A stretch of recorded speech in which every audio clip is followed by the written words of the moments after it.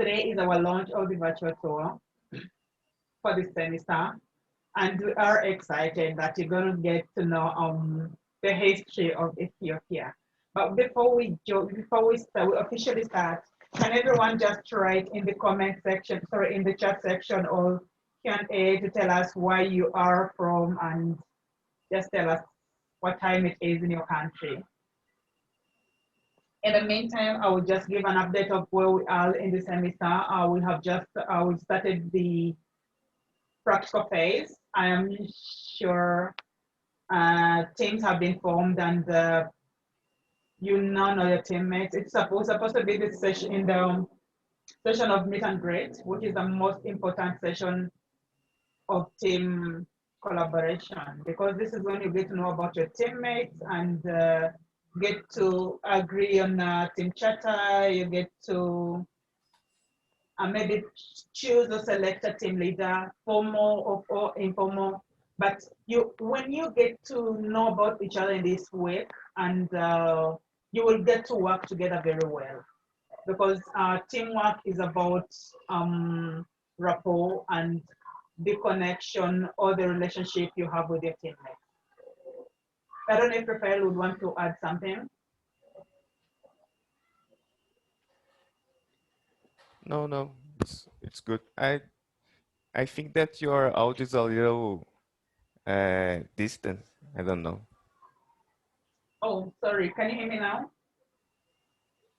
Are you able to hear me now? Yeah, it's okay. It's good. Yeah. Okay. Do I need to repeat? No, it's fine. I heard you. Okay, awesome. So we can see there is Tejas from India, Eden from Ethiopia. Or Rafael, please, if you're the host, please promote Eden to panelist, because she's our main host today.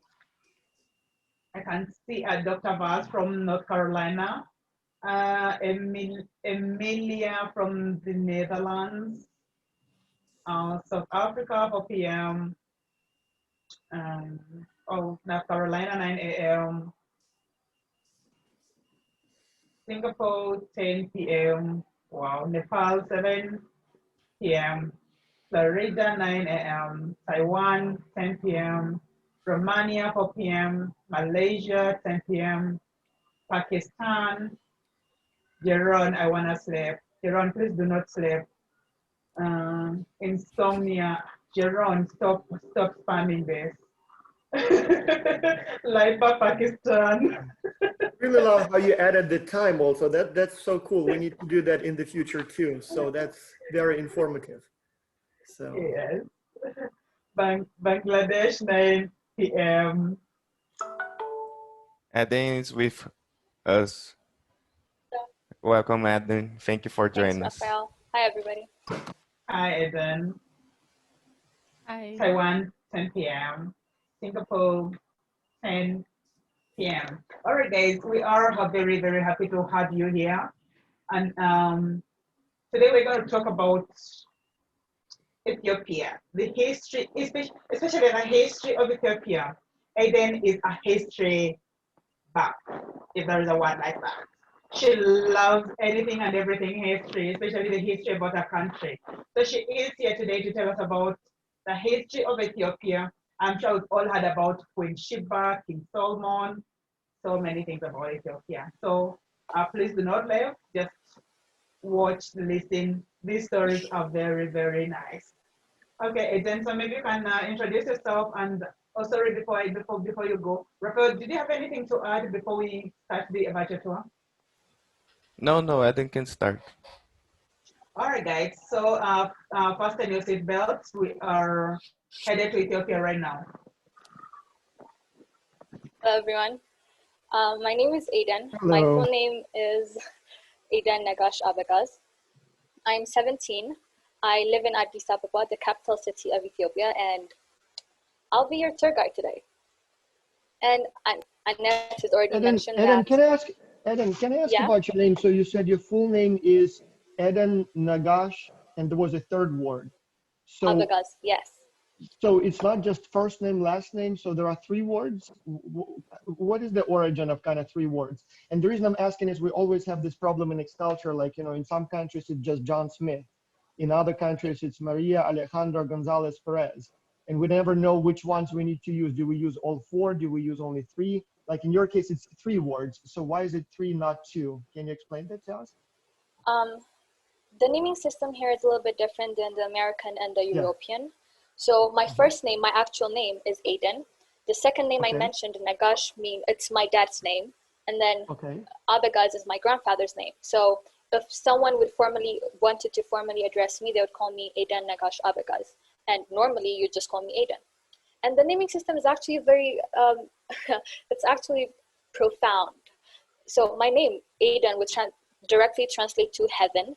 Negash would mean one who would reign, and then Abagaz would mean one who leads an army. So my full name would translate to Eden is the one who would reign and lead an army. Oh, well, that's a cool. So Nagash, that's your father's first name, or is it like a family name? No, there's no family name. That's my dad's name.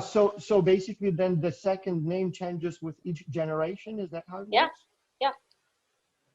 So like, for example, let's say if you had a son, then his name becomes what? How will it change? If I name my son Abel, and then his name would be Abel, and then my husband's name would be his last name. That's interesting. So there is no, like, you know, like for example, Jones, and all Joneses going all the way back 500 years, all of them are Joneses, right? So here it's each time this is so cool. I've heard about this, so I didn't quite. And then the third one, that's the grandfather's name. So you carry that one also out of respect. Yeah. That is interesting. That is very interesting. Yeah. Okay. Thank you so much. I thought that was very, good to know. All right. Okay, so let me start sharing the screen.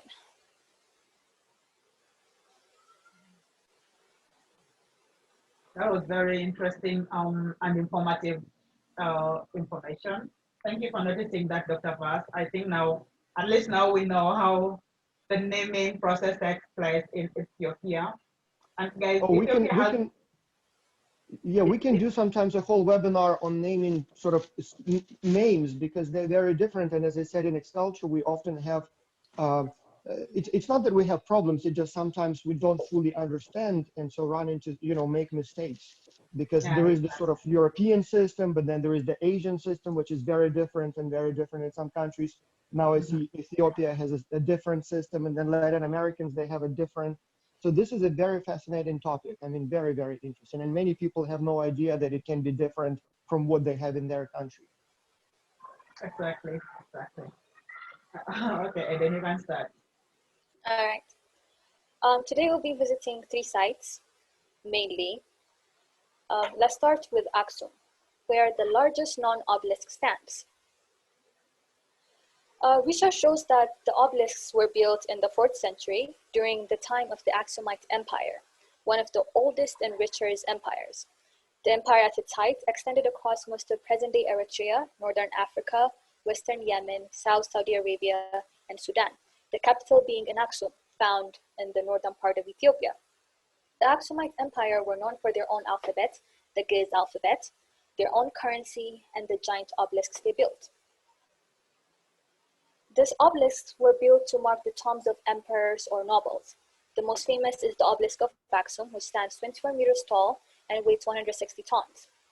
The larger obelisks are ornamented with 2 false doors at the base and have features resembling windows on all sides.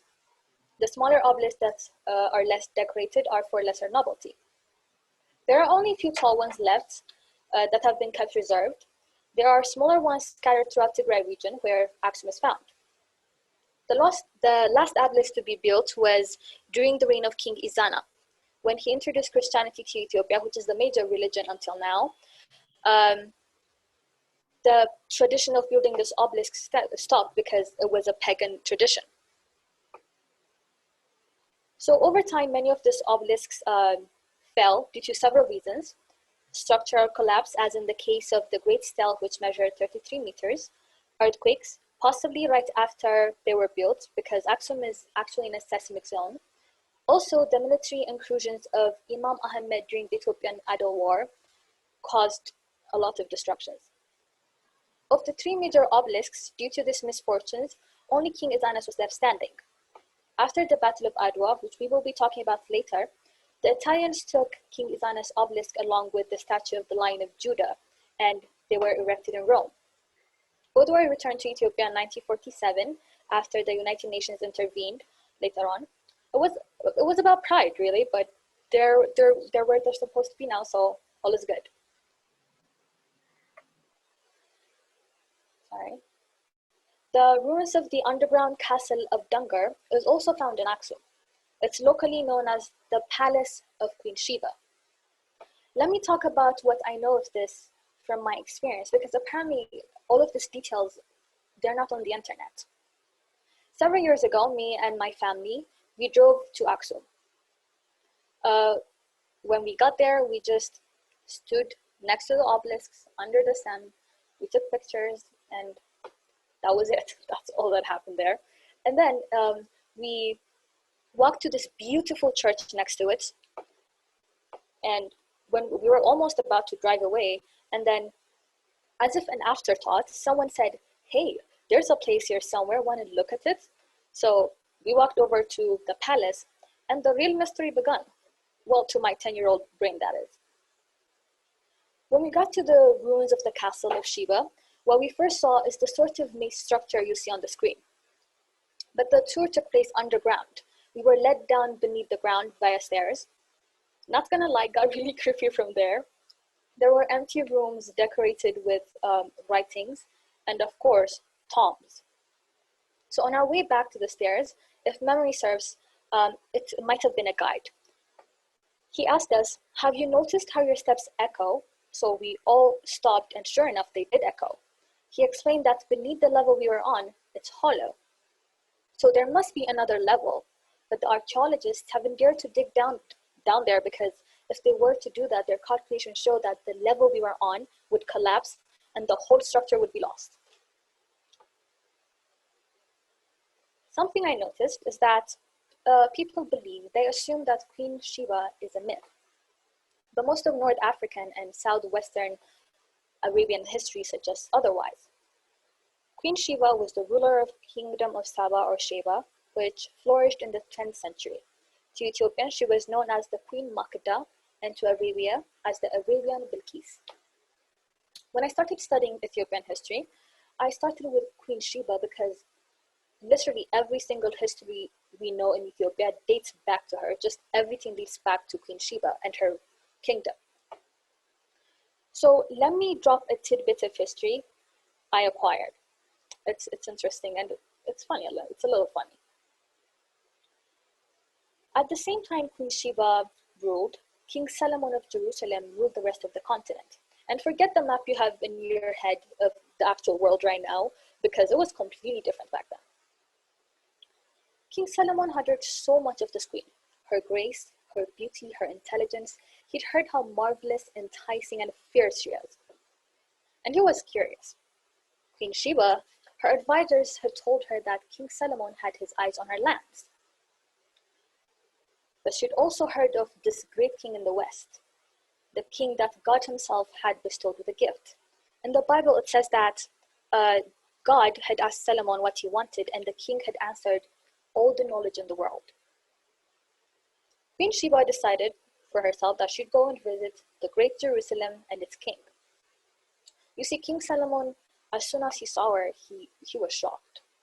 He'd heard about her beauty, but he hadn't expected what he saw. He marveled at her beauty. He couldn't stop himself. He didn't propose a marriage per se, but he approached her, and she denied him. No, she didn't deny him. She rejected him. He was a little surprised.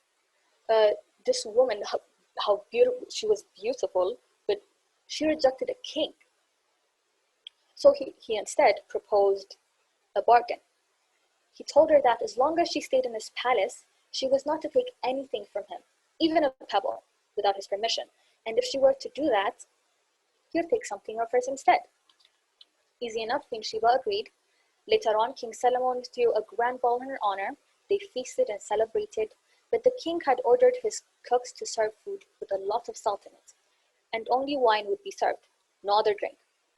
After the ball, everyone went to their chambers to sleep, but in the middle of the night, Queen Sheba woke up and she was very thirsty. Her servants would be asleep, so she decided to get up herself and get some water. What she didn't know was that the King Solomon had ordered that there would be no water in the palace except for his chambers.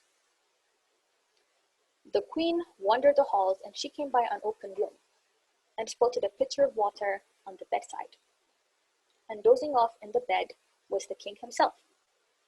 She slowly crept towards the water, and when she grabbed the pitcher, he grabbed her arms. She was not to take anything in his palace without his permission, but she had. So he called in their bargain and he took her virginity. And that is how the first king of Ethiopia, King Menilek I, was conceived.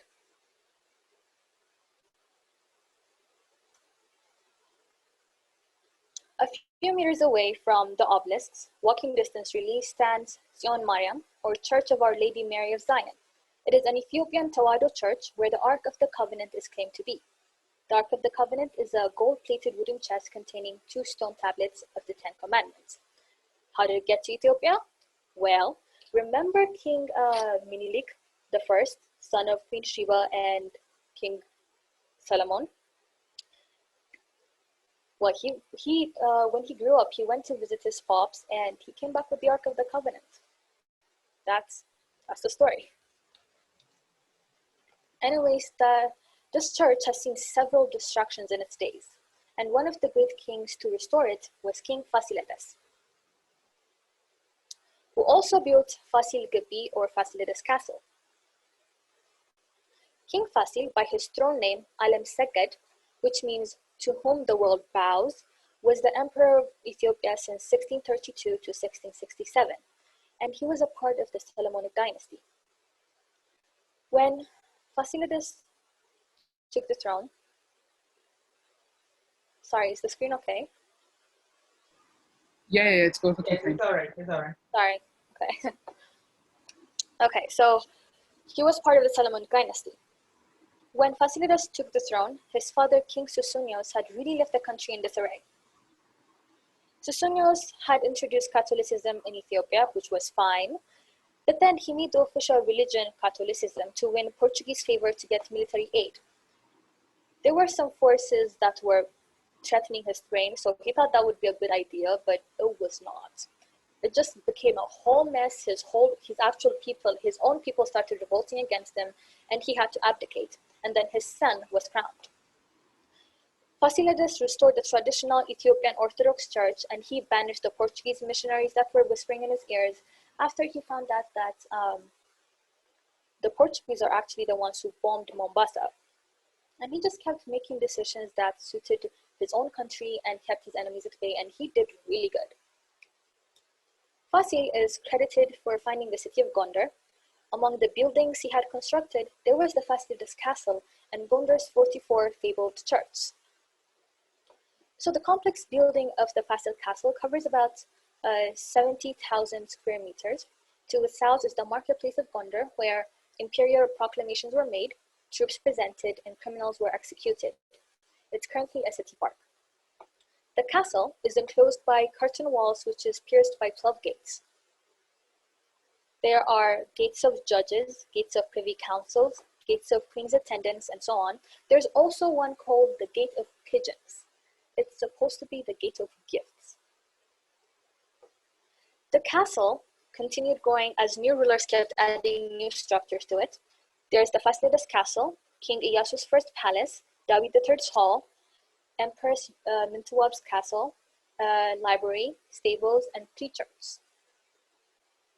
Just like other Ethiopian kings, Fasilides kept lions as pets. So his fortress included an area where his lions were kept. It's the picture on the bottom right side of the screen, the cages. There aren't any pictures of Fasilides with lions because it was the 1600s, but here's a bunch of pictures of Ethiopian emperors and royalties with lions. There's one with cheetahs. I put it there because it's cool. This tradition of royalties keeping lions is a representation of their descendants from the Solomonic dynasty, aka descendants of the first king of Ethiopia, King Menilek I, son of Queen Sheba and King Solomon. Timket, or Epiphany, another Orthodox church celebration, commemorating the baptism of Jesus Christ in the River of Jordan. This is a very huge religious celebration in Ethiopia, and it is widely celebrated in Gondar. There's a pool section in the Fasilides castle. It is filled with water for the ceremony, and the revelers can go in and get baptized.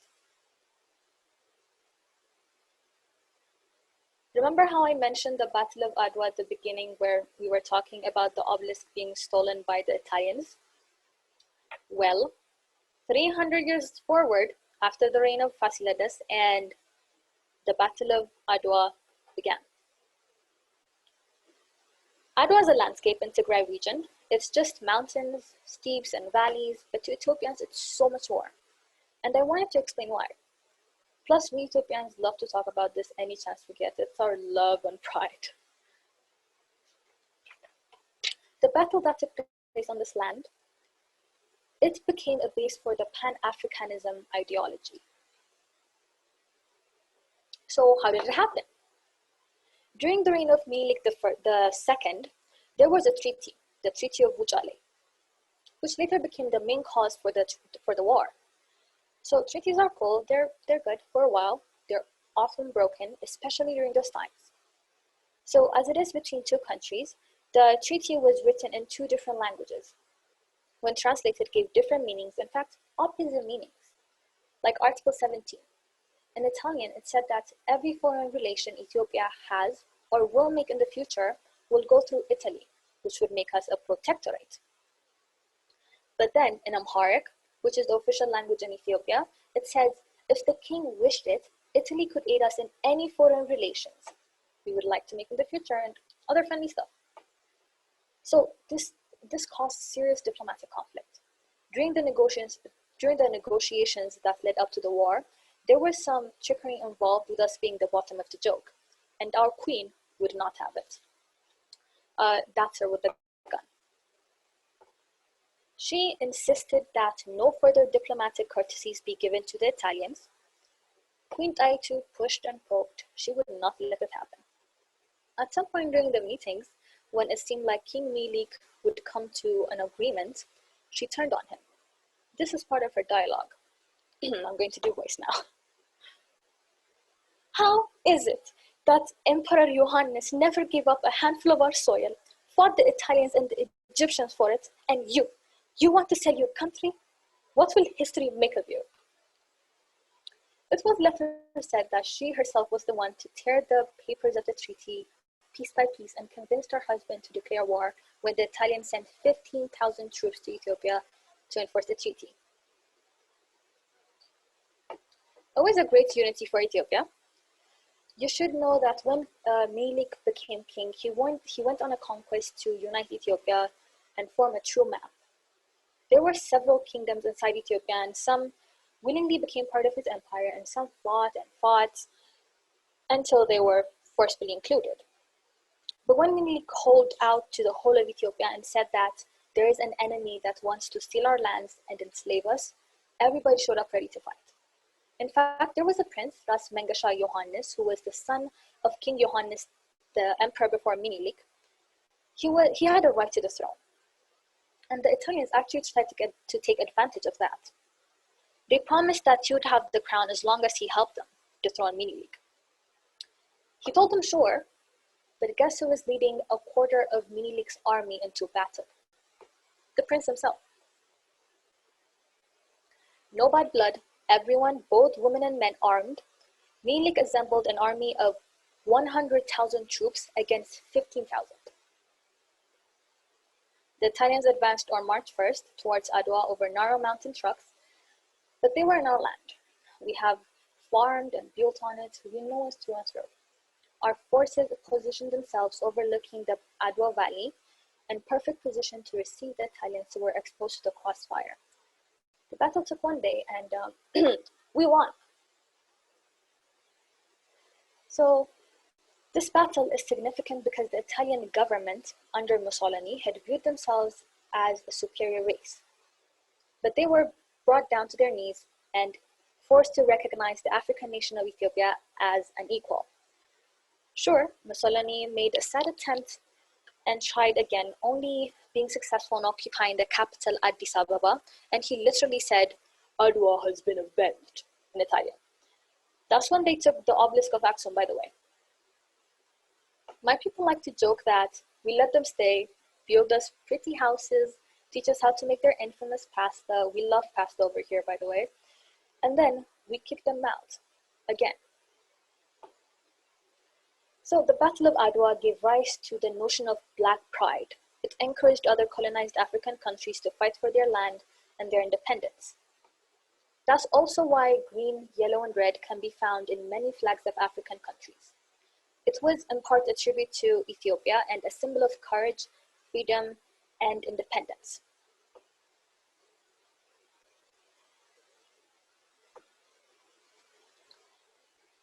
There are several sites in Ethiopia where people go to visit. Something Ethiopia is quite famous for is that it's the source of the Nile, the longest river in the world.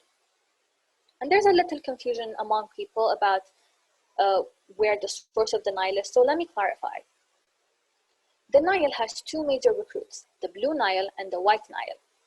The White Nile raises in the Great Lakes of region of Central Africa, with the source still undetermined. It's either Rwanda or Burundi, they haven't decided yet. It flows north through Tanzania, Lake Victoria, Uganda, and South Sudan. However, the Blue Nile is the source of the most of the water, containing 80% of it. And the source of the Blue Nile is Ethiopia, Lake Tana. That's the Abay River. I'm sorry, Eden, Yeah. I'm sorry to interrupt, but It's okay. so is it like rubber stamped that the Blue Nile, the source of the Blue Nile is Ethiopia and the source of the White Nile is Uganda, right? They're not saying, no, the source of the White Nile, they're saying that it's either Rwanda or Burundi. They haven't decided yet. But the White Nile passes through Uganda. That's what I got. That's what I got from the internet. Yeah. Okay. Let's go on. All right. I think like there's a drumstick here and it looks like an island. Is it an island called a drumstick? Anyone hungry? There could be. I haven't seen any drumsticks there. Okay.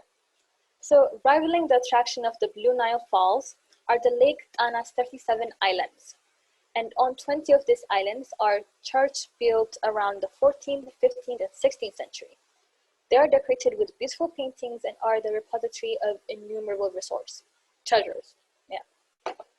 I myself went there once, but women weren't allowed to go in many of these. So I only got to see 2 or 3.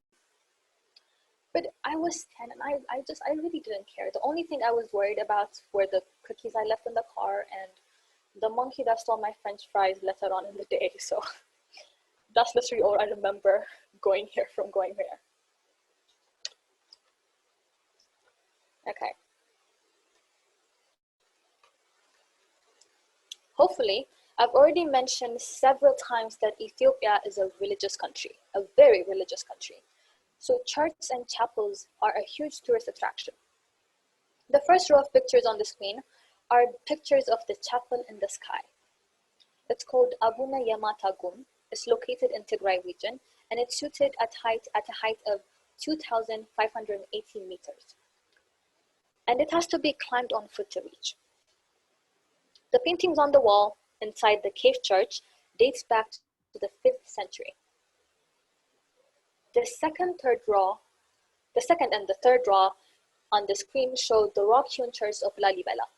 The church dates from 7th to the 13th century, built by King Lalibela, who was a member of the Zagwe dynasty. Lalibela, who is revered as a saint here in Ethiopia, had visited Jerusalem, and when he came back to Ethiopia, he set out to build the New Jerusalem. That's also the nickname of this place. They call it the New Jerusalem. There's the Beit Medhanyalim, which is Lalibela's cross displayed on the screen. Beit Mariam, possibly the oldest and the replica of tombs of Adam and Jesus Christ. Dalo, or the Dankiot Depression, is found in the Amhara region of Ethiopia. It's the hottest place on Earth in terms of year-round average temperature. It's also one of the lowest places on the planet, 100 meters below sea level. It is often referred to as the cradle of humanity because that is where the famous fossil, the Australopithecus, or commonly known as the fossil of Lucy, was found.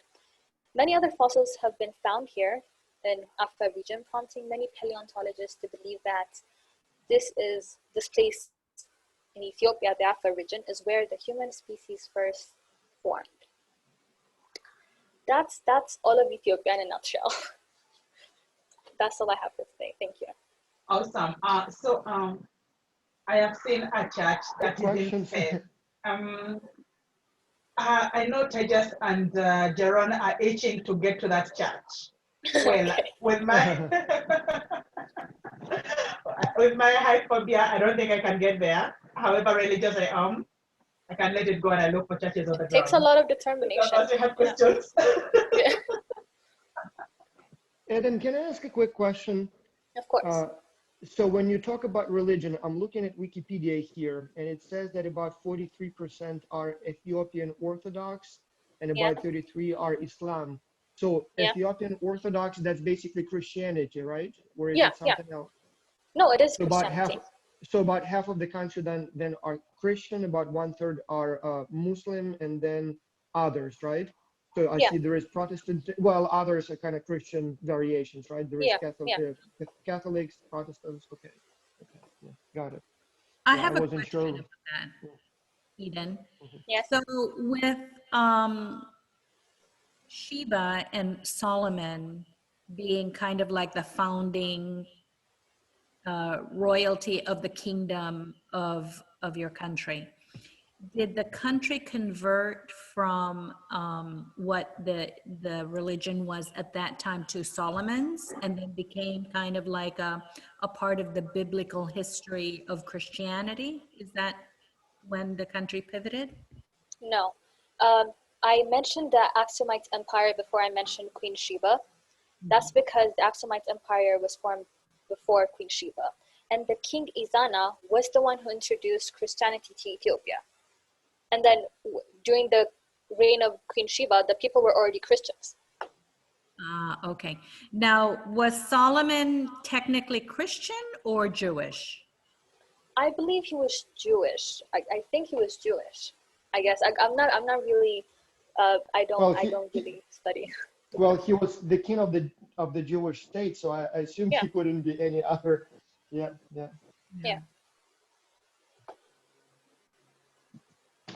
So interesting. I hope. Yeah, one interesting. Yeah, go ahead. Oh, go ahead. Well, no, just one interesting fact I just looked up on the Wikipedia. Turns out Ethiopia has over 100 million people. It is huge. I mean, that's bigger than any European country by population. So this is very, very big. I never thought it's so huge, or it is populous. Mm-hmm. So the Ark of the Covenant, I want to go back to that. Has it been confirmed that it is in that church, or is it still kind of like shrouded in secrecy? Because from what I understand of the Old Testament, you can't look at it. If you touch it, you die immediately. It's extremely almost like radioactive. It has so much energy that it draws like a lot of attention. So they almost have to vault it, right? So how is it like in that church, and has it been observed? Okay, so there's been a lot of research, and that's why I said claimed to be in Ethiopia in this church. Because, I mean, who's going to believe us if we say even we can't see it? But most of our history, it's not just our history, I guess. In our history, for example, there was this queen. Okay, how do I explain this? And there's been a lot of stuff that happened, and through all of this, the Ark of the Covenant, it just keeps popping up. And then we hear a little about it. And then where is it? Oh, it's back in the church now, don't worry. Right? And like you said, it's like a radioactive thing. So no one can go in and see it properly. In fact, in our one of our Bibles, we call it Blue Kidan. So the pop that would go in there, they tie his legs with a bell on it. So when he goes in, the bell would be ringing. But if he stops, they'll just assume he's dead. So they'll pull him up. They'll pull him out with the rope. Okay. Yeah. Okay, so correct me if I might have forgotten my history, but from what I remember, it is the heritage, the line of Solomon, that become the priest to protect the Ark of the Covenant, and that all of the people who protect the covenant, the Ark, are in that lineage. So you have to come from that family to be affiliated with the protection of that artifact, and then also to be a member of that church. It's what I'm recalling from what I learned. Not a member of that church, but to look over the Ark of the Covenant. There's also something like that, but it's not exactly part of the history. We don't know about this. It's just things they mention, but it could be right. Okay. Yeah, it's a mystery. We don't actually know about this. Well, yeah. So, and the other history, or the other legend that I hear, is the country that protects the Ark of the Covenant is actually the strongest country in the world, because it has all of the power, the mystical power to conquer any nation. So I read in a legend. We don't like to brag about it, for sure. Oh, please. Okay, let me ask. So, Dr. B, are you like kind of saying, because for the longest, America has been the superpower, it is the country that is holding the Ark of the Covenant, ideally? Actually, if you think about it, right? So there's two, and if we go into this, it will last longer than an hour. But you've got capitalism, and then you've got kind of like a more mystical energy. And the energy that is expelled from the Ark of the Covenant, in the way that it was written in the Old Testament, which, by the way, is used by Jewish people, by Islam people, that they describe this thing to be so powerful that there's nothing on earth that can actually defeat it, right? So the country that can harness that energy is the strongest country in the world. The problem is that if it gets in the wrong hands, because remember, the Nazis were actually trying to get it during World War II. And when the Nazis went around the world, mostly Europe, and collected all of the art, they had them all in deeply dug in caverns. And after World War II, they found many of them, but they didn't find all of them, because a lot of them were kind of hidden. So that was the other fear, is that during World War II, that the Axis forces actually were able to take it from Ethiopia and hide it somewhere. No, So the only time it's mentioned that the Ark of the Covenant was moved out of this church was during the reign of one of our queens. Her name is Queen Yodit Gudit, which literally translates to "what the hell, queen." That's literally what her name means. The queen, she had a grudge against the Christian people, because it said that, it's not sure, but it's a myth that she might have been the queen. No, she might have been the queen. It said that when she was a child, she might have been raped by pops, Christian pops. So she just hated the Christian people. She was also part of the Solomonic dynasty. So when she became queen, she literally, this is the only thing she's known for in Ethiopia. She made it her purpose in life to go around Ethiopia and burn every single church.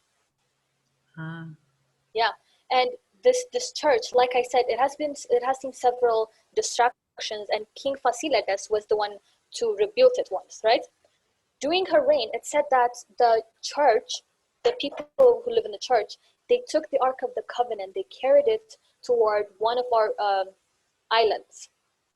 That is the only time in our history that it has been moved. Yeah.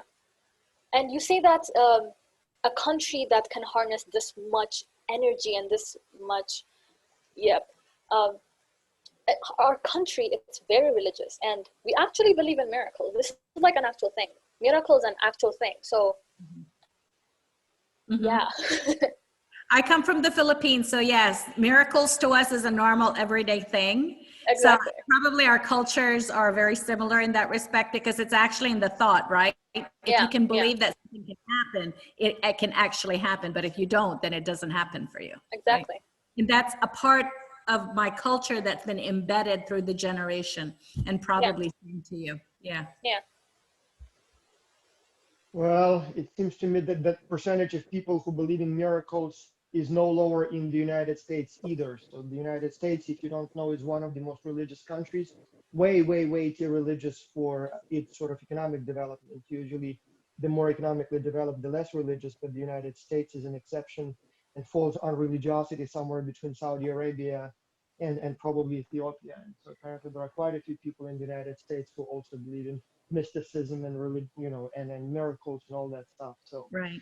so even though it's kind of hidden behind the civilization sort of, you know, veil, but it's not that different after all.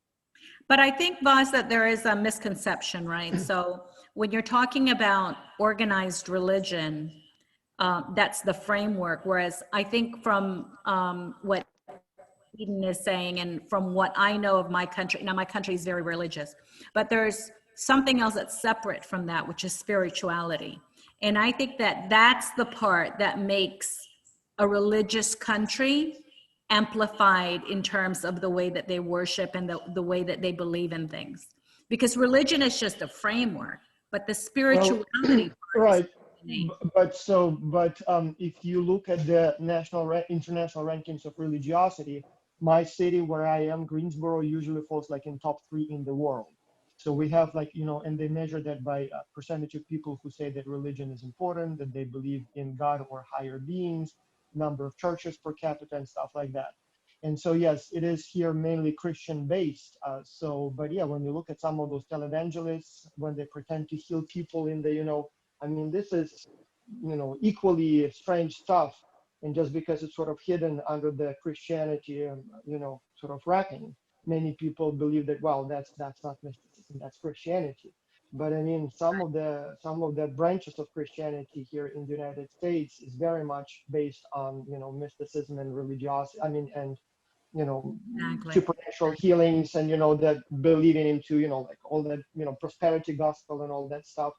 And so, yeah, it is maybe not, you know, mixed with, you know, kings and you know, and arcs, but overall, it's equally, you know, equally, how should I say, not bizarre. I don't want to offend anyone, but you know, it would be considered very similar in that respect. Right. I think, and Tejas is probably cringing because Tejas told me that he's not very religious, or on the opposite side of that. But I think that most societies have this wanting to learn or to believe that there is a higher being and that there is higher reasoning for everything. And then in their egoic minds, then they try to affiliate that with something that gives them the infrastructure. So, which is something that Tejas and I want to have an argument about someday privately. But I also believe that growing up in a very mystical country, right? Like, we still have crucifixions in the Philippines.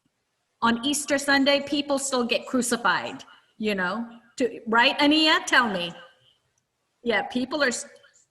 True. What's that? True.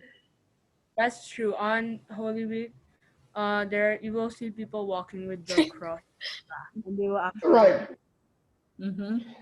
But you know, the same thing in the United States. You know, many meetings start with a prayer. People sort of pray on something. Like, you know, like in India, they would go and, you know, do the horoscope, you know, for when you do something, you know, get married. In the United States, many people have to sort of pray on it. And as I said, just because Christianity is so mainstream, so many things that Christians sort of follow and believe and do is now considered normal. Like, for example, I was, grew up as a Christian, and to me, it makes perfect sense that there was a, son God who was conceived of a virgin, and, like all this, history, it makes perfect sense to me. But if you tell that same story to someone who didn't grow up in the Christian religion, they will say it just, makes no sense. Right. Likewise, as I said, all these, supernatural healings and prosperity gospel and, and prayer. I mean, again, having grown up in this tradition, it makes total perfect sense to me. But if you tell it to, just like, for example, when I read the Mormonic text, the Church of the Latter Saints Days, or whatever the full name now is. Again, so I respect it, but having not grown up with that, some of those stories just, seem It's completely, just like, right? yeah, made up to me. Yeah, Yeah. but again, it's not as popular, and many people sort of sometimes make fun of it. But when you look at the main religion, it's not any better in that respect, not any more logical or not any more supported by scientific, discoveries. And Right. so from that perspective, we kind of make fun of, some developing countries and say, oh, they are so religious or so superstitious or Right. so mystic. But no, it's not not that different from some European or Western nations. It just Yeah. they their mysticism has been institutionalized, and so when you Well, drink the wine, and it's like the Aiden's story of Solomon, right? Solomon exactly. actually forced Sheba to have sex with him. He's Jewish. She's from Ethiopia. But can I tell you that No, Solomon, he's not from Ethiopia. I He's not mean, from Ethiopia. I'm sorry, she's from Ethiopia. She's But Yeah, yeah. She might have also been from Yemeni because did I say Yemeni? It's not. She's also the queen. This is actually a long argument the people have had because they've had yeah. palaces both in Yemen and both in Ethiopia, and they're like, But where is she from? But Aiden, the fact is that the book of Psalms in the King James Bible that we all read today here in the United States was mostly written or have been supposedly had been written by King Solomon. And this is that person that you just told us about. So that's the interesting part of it. Okay, so Tejas and Emily, and then I think we got to pass it to Annette. Tejas, go. No, yeah, I just wanted to add about weird religious practices. Yes, if you ever come down to India, your mind will be blown about like how many weird practices we have. We have some of the oddest things you will ever see in the world. For example, in Rajasthan, which is a state in India, we have an entire we have an entire temple for rats. So there's like almost 3,000-4,000 rats over there, and rats are religious over there. So you need to go and pray to them. Then in the entire country, because of the government in India is also like very conservative. Cows like consuming beef is illegal in a lot of places because cows are also holy. So people worship cows as well. And like some people in fact keep a little photo of a cow in their car so that they don't get into accidents because it's considered holy. So yeah, we have a lot of weird practices. I could go on. But Tejas, the cow in India is not necessarily what's being idolicized. It's not the cow. It's because it's the soul of an ancestor or somebody that you respect and love is living in the cow, correct? Taking a rest as a soul in the cow. That's not true for the cow. That's true for crows. Crows have that thing. Crows are supposedly your ancestors reincarnating themselves and coming there to protect you. Cows are a representation of mothers because cows give us milk, and so therefore cows supposedly have that symbol and that value. So that's why they're so important in our religion. But what's actually astonishing is that a lot of the traditional Hindu communities, like dating back to thousands and thousands of years, some of them used to eat beef on quite a regular basis, even more than they would eat vegetables. So it's quite ironic to see how we've like completely swapped over to the other side.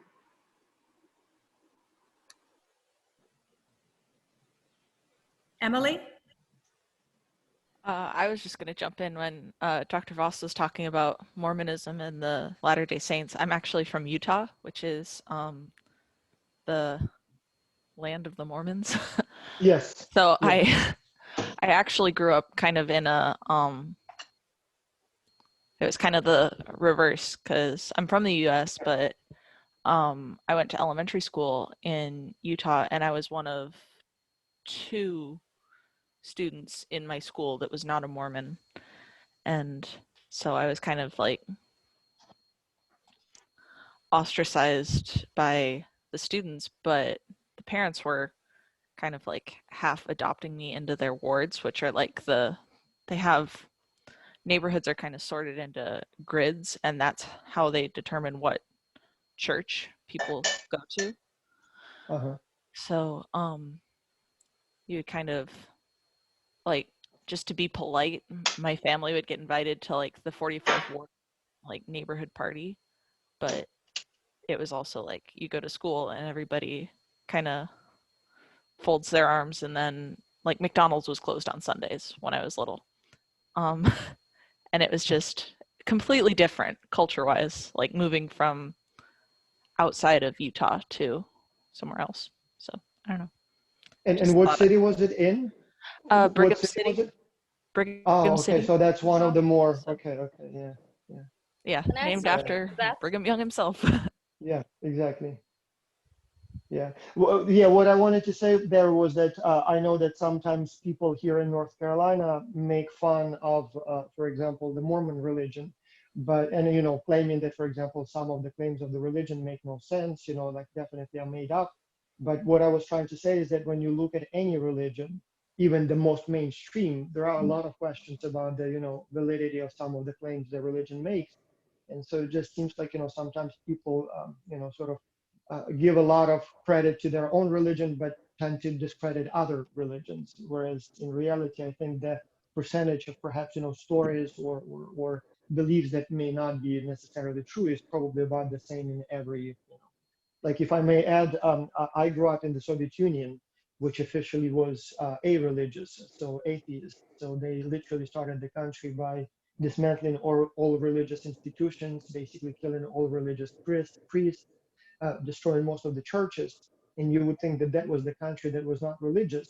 But when you look at it, so what they installed instead was basically a new communist religion. So they had communist sort of holidays instead of the religious holidays. They used the same traditions. They built the same sort of temples. Even the leaders of the communist, country, so Lenin, and before that it was also Stalin, who was later kicked out. But as you know, the guy was not buried when he died, so he is still on display in this, like, they call it mausoleum. So it looks very much like some sort of like a Middle Eastern temple.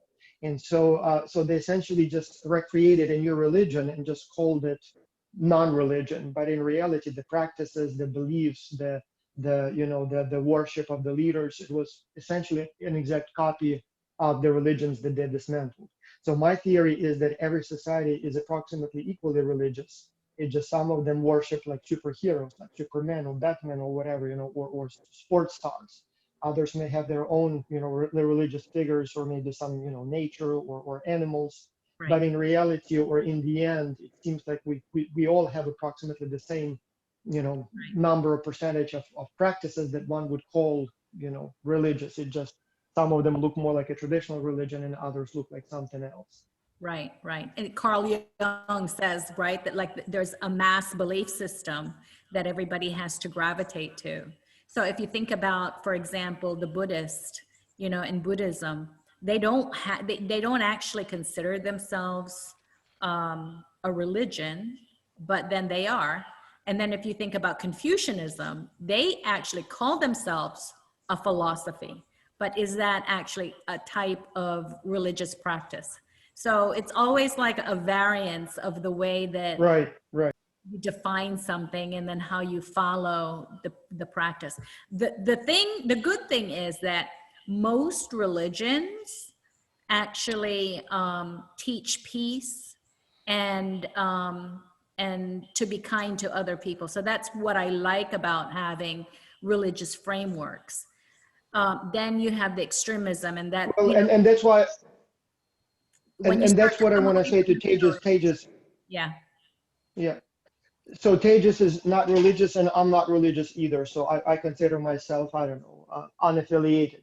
But at the same time, I do see a lot of benefits in organized religion because, as you said, Leilani, most of them teach sort of the right things. Right. You know, be Right. good to others. Take care of your body, take care of the environment. Right. So in most, even the social aspect, when people come together, it doesn't really matter if we come together to watch a baseball game, for example, in the United Right. States, Right. or to worship some god. Right. The whole point is that, as a group of people, we have this social element, we help each other. So the organized religion, it has many more, sort of benefits than just simply the religious aspect of it. I mean, And- obviously it becomes problematic when one religion decides to declare another one, heresy, Right. and they So start that's- wars. That happens that's too, when it but gets- yeah. yeah, that's rather abnormal. So most of the time, I mean, it's most religions are perfectly, Right. positive. What I find is that when Hey, people hey say- guys, sorry to interrupt. We're ready to I was going to do exactly Yeah. the same thing, Raphael. Yeah, I was going to do the same thing. I'm trying to talk for 10 minutes. So I just want to do a wrap up because thank you, Eden, for joining us today and for showing Ethiopia. And I also want to invite everyone for our next week cooking class. It was going to be for South Africa, right, Leon? Yes, South Africa. So I hope you all join us next week. I will need to leave because I have another meeting right now. So thank you guys. Bye-bye. Raphael, take a picture. Take a picture. Everybody, Oh, wait a minute. basket. Everyone, camera on. Yeah, let Dr. me B, switch there on are two my of camera. you. Dr. B, how come there are two of you? Because I was walking around my kitchen. Let me Okay. get out of this. Yeah, same thing with me. Wait a minute. Say cheese. Big Cheese. sculpture. All right. Okay. Thank you. Okay. Bye, everybody. Thank you, Bye, Eden. It was everyone. wonderful. Okay, Very thank you, informative. Very everyone. informative.